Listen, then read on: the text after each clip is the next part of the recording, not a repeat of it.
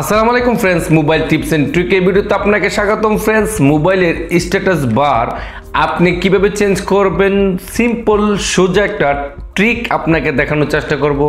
সম্পূর্ণ ভিডিওটা দেখবেন, আর নতুন হলে চ্যানেলটিকে এখনই সাবস্ক্রাইব করবেন। এরকম নতুন নতুন আরও ইন্টারেস্টিং ভিডিও নিয়ে সবসময় আপনাদের সামনে থাকবো। তাহলে চলুন ভিডিওটি শুরু করা যাক।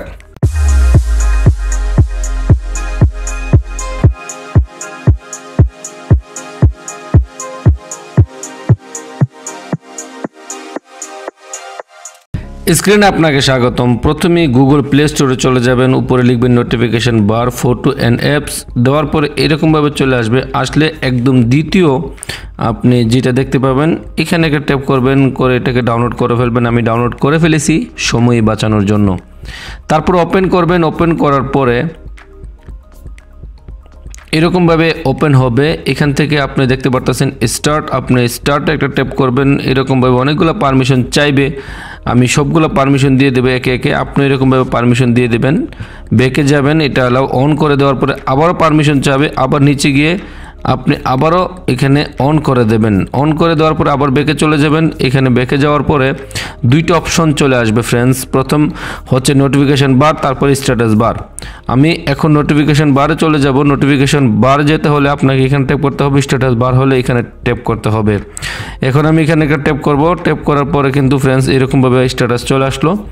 তাই এখান থেকে আপনি এটাকে নোটিফিকেশন বারটা অন করে দেবেন, যেমনটা এখানে অলরেডি অন অফ করা যাচ্ছে। এখান থেকে অন করে দেবেন। নিচে নোটিফিকেশন থিম, এখানে একটা ট্যাপ করবেন।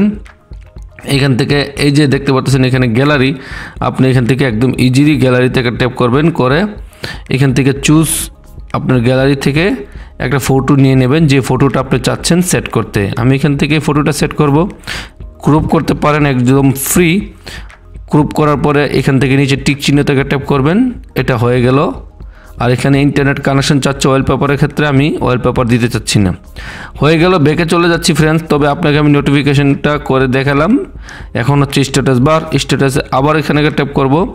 এখান থেকে আপনি যে কোনো কালার নিতে পারেন, তবে এটাকে প্রথমে অন করতে হবে। এখান থেকে আপনি যে কোনো একটা কালার নিতে পারেন। কিভাবে কালারটা নেবেন আপনাকে আমি ইজিলি দেখাচ্ছি। এখান থেকে যে কোনো একটা কালারের উপর নিয়ে ট্যাপ করবেন। আমি এই কালারের উপর ট্যাপ করার সাথে সাথে এই কালার চলে আসলো। যদি আমি এটা ট্যাপ করি, এখানে লাল হয়ে গেল।